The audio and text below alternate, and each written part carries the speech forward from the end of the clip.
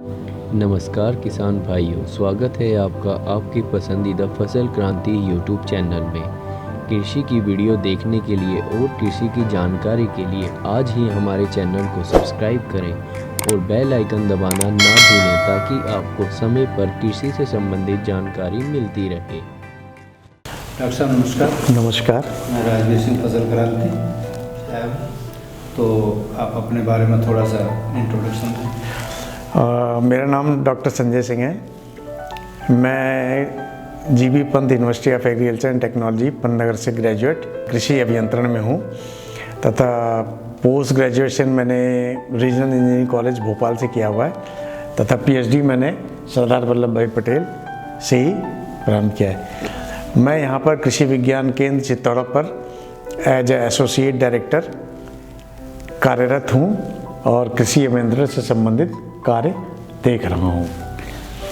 तो ये आपका नया है, कब स्टार्ट किया आपने? मैं यहाँ पर 2017 से पोस्टेड हूँ और इस केंद्र का उद्घाटन 10 नवंबर 2017 को माननीय कृषि मंत्री उत्तर प्रदेश सूर्य प्रताप शाही जी ने और मुजफ्फरनगर सांसद माननीय संजीव बालियान जी ने किया था और तब से ये प्रारंभ हुआ है। लगभग इसको बनने में 1-2 साल लगा है और हम लोगों ने लेकिन अपनी कृषक संबंधित एक्टिविटीज़ 2017 से ही प्रारंभ कर दी थी। तो इसमें आपके विज्ञान केंद्र के पास कितना एरिया है? हमारे कृषि विज्ञान के पास 12.6 हेक्टेयर लैंड है, जिसमें लगभग आधी लैंड हमारी बागवानी से आच्छादित है, बाकी लैंड बेयर है और लेकिन उसमें भी सुधार किया जाना हमने प्रारंभ कर दिया है। लगभग हमने 2 हेक्टेयर लैंड में सुधार कर सरसों की खेती इसी साल से ही प्रारंभ की है। तो डॉक्टर साहब इसकी केवीके की मेन एक्टिविटीज आपकी क्या चल रही हैं? अगर कृषि विज्ञान केंद्र की एक्टिविटीज़ मुख्य रूप से अगर चर्चा की जाए तो इसमें हमारा मुख्य कार्य होता है कृषकों को तकनीकी जानकारी उपलब्ध कराना, नंबर 1।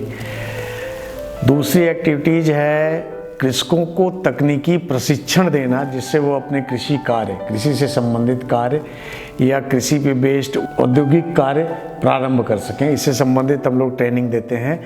जैसे हमारे यहाँ वर्तमान में कृषि अभियंत्रण से संबंधित वैज्ञानिक हैं जो कि कृषि यंत्रों, drip irrigation, soil water conservation इत्यादि विषयों पर ट्रेनिंग देते हैं और दूसरे वैज्ञानिक हमारे उपलब्ध हैं यहाँ पर उद्यानिक वैज्ञानिक डॉक्टर यशपाल जी, जो कि मुख्य रूप से बागवानी से संबंधित प्रशिक्षण, सब्जियों से संबंधित प्रशिक्षण, प्रोटेक्टेड कल्टीवेटर से संबंधित प्रशिक्षण और साग सब्जियों से संबंधित प्रशिक्षण देते हैं।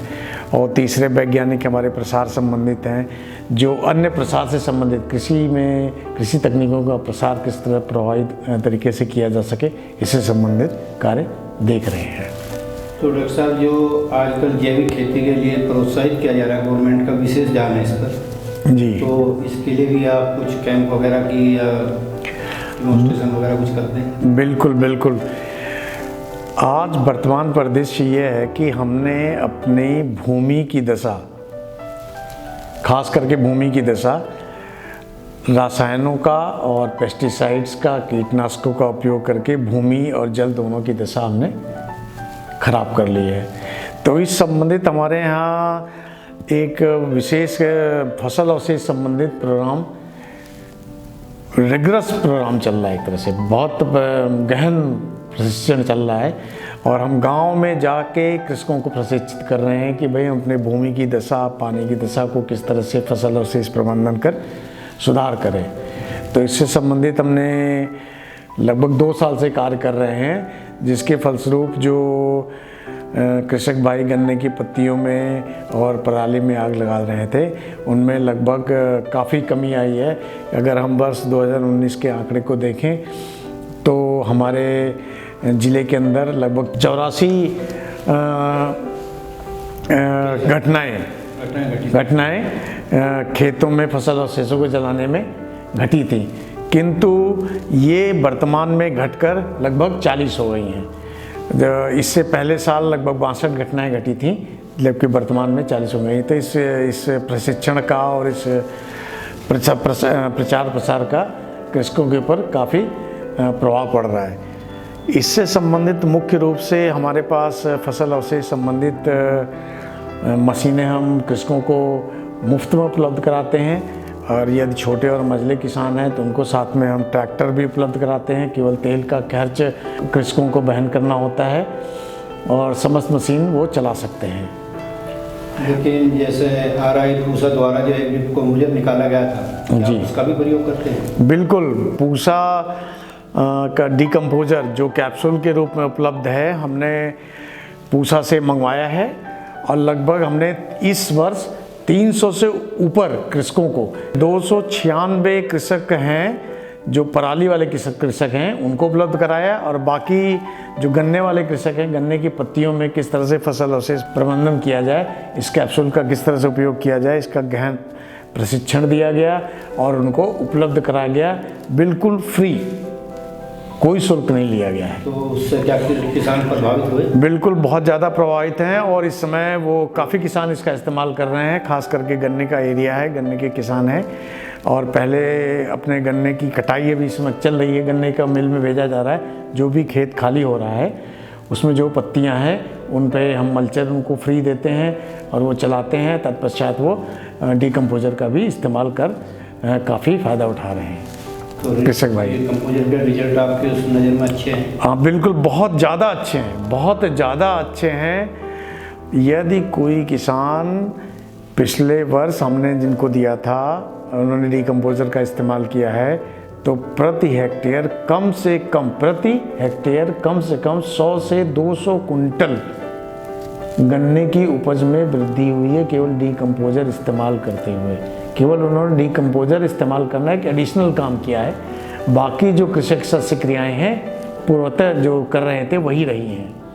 इसके अगर हम डिकम्पोज यूज करेंगे, बिल्कुल बिल्कुल, उसके साथ साथ हमारा वातावरण तो शुद्ध होगा ही होगा, लेकिन उसके साथ हमारी पैदावार भी बढ़ेगी। बिल्कुल बिल्कुल, वातावरण शुद्ध होने के साथ साथ एक तो अगर हम आग लगाते हैं, मान लीजिए कोई किसान आग लगाता है, तो जो भी उसके अंदर उसके खेत में जैविक पदार्थ है वो पुनः वो गैस में परिवर्तित हो जा रहा है।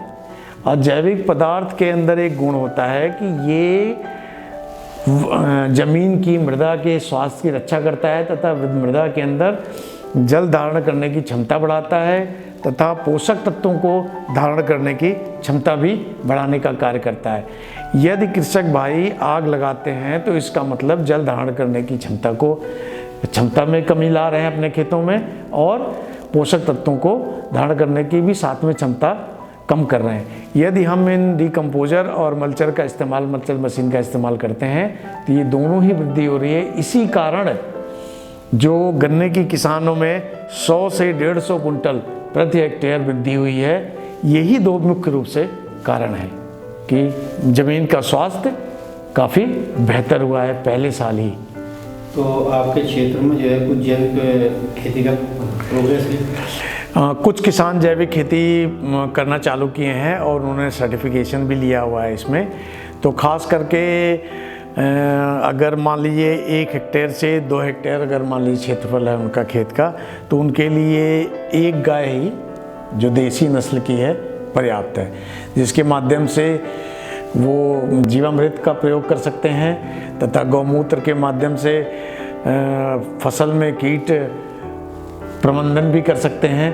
तो ये किसानों में काफ़ी इसके संबंध में हम जागरूक करने का प्रयास कर रहे हैं। इसके संबंध में हम हर प्रशिक्षण में एक लेक्चर जरूर अवश्य रखते हैं।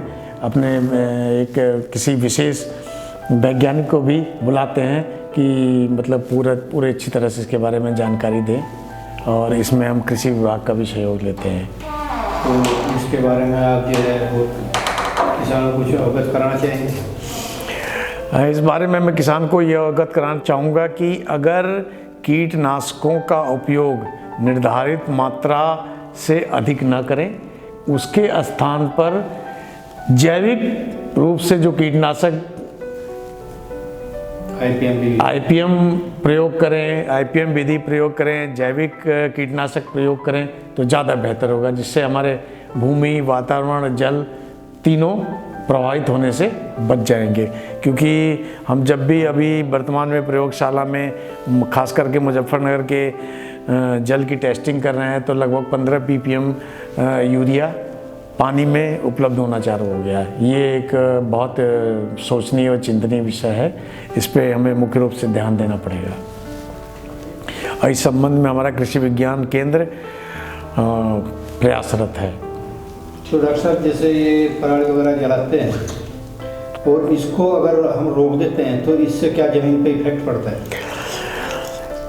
देखिए, मैं किसान भाइयों को यह अवगत कराना चाहूँगा, यदि वो अपने खेत में गन्ने की पत्ती जलाएं या पराली जलाएं, तो पराली या गन्ने की पत्ती जलाने पे जो फ्लेम बनती है, लौ बनती है, उनका टेम्परेचर 800 से 1200 डिग्री सेल्सियस होता है और यह तापमान ज़मीन की 4 इंच गहराई तक लगभग 250 से 300 डिग्री सेल्सियस पहुंच जाता है, कभी कभी 400 डिग्री सेल्सियस पहुंच जाता है। ज़मीन का तापमान इस बात पर निर्भर करता है कि ज़मीन में कितना मॉइस्चर, अगर मॉइस्चर ज़्यादा रहेगा तो तापमान कम बढ़ेगा।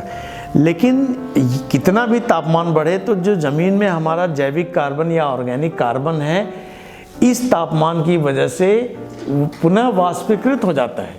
जब भी हम खेत में आग लगाते हैं तो हम अपने ज़मीन की जल धारण करने की क्षमता और पोषक तत्वों को धारण करने की क्षमता को पुनः नीचे गिरा देते हैं।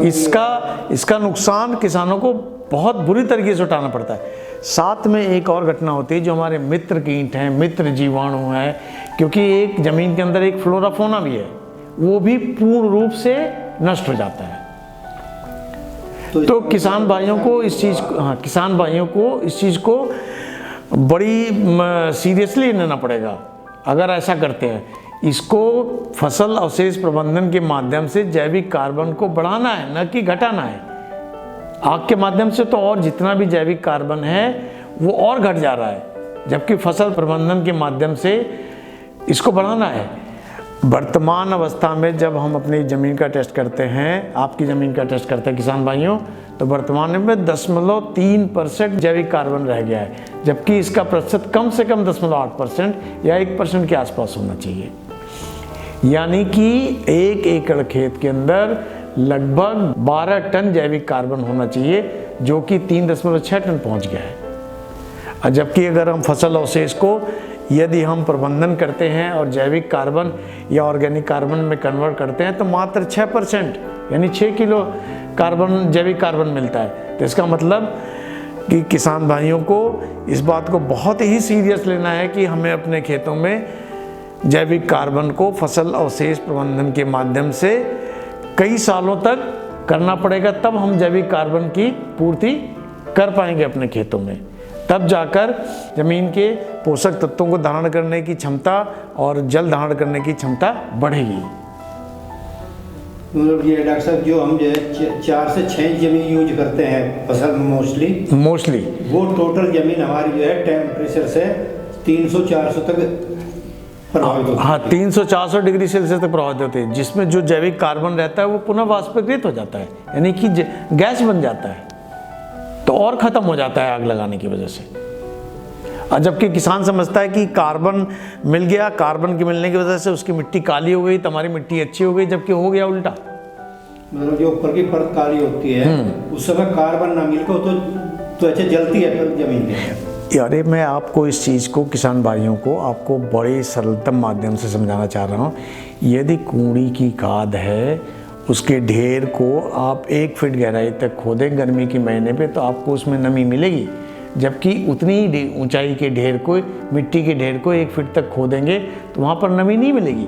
यानी कि इसका मतलब हुआ कि जैविक कार्बन के अंदर जल धारण करने की, जल को पकड़ने की क्षमता है, और वही कूड़ी की खाद, वही जैविक कार्बन को हमें खेत में रखना है, जिसकी निरंतर कमी होती जा रही है। इसलिए जैविक खाद का प्रयोग भी बढ़ाने के लिए, पानी बचाने के लिए जरूरी है, बहुत ज़्यादा ज़रूरी है। और इससे हमारे जो प्रधानमंत्री योजना है कि दुगना लाभ होगा, तो हम खर्चे कम करेंगे, हमें इससे लाभ होगा। और इससे एक और नुकसान हो रहा है कि अगर हमारे खेतों में जैविक कार्बन कम हो रहा है तो जो हम फर्टिलाइज़र या कीटनाशक या जो भी दवाइयाँ इस्तेमाल कर रहे हैं, ये रिस्क करके इनका रिसाव होकर हमारे पानी में मिलने लग रहा है। और इस पानी का प्रयोग किसान भाई भी कर रहे हैं और हम भी कर रहे हैं, सभी लोग कर रहे हैं, जिससे सभी के स्वास्थ्य पर प्रतिकूल प्रभाव पड़ रहा है। किसान भाइयों से इसलिए बार बार निवेदन है कि इसका प्रबंधन अवश्य करें, अवश्य करें। पराली ना जलाएं, गन्ने की पत्ती न जलाएं, किसी प्रकार का कूड़ा ना जलाएं, उसकी खाद बनाएं और अपने खेतों में मिलाएं। डॉक्टर साहब, इसके लिए जानकारी के बहुत बहुत धन्यवाद। Thank you. आपने फसल क्रांति को समय दिया। Thank you very much. आपका आभारी है। Thank you very much.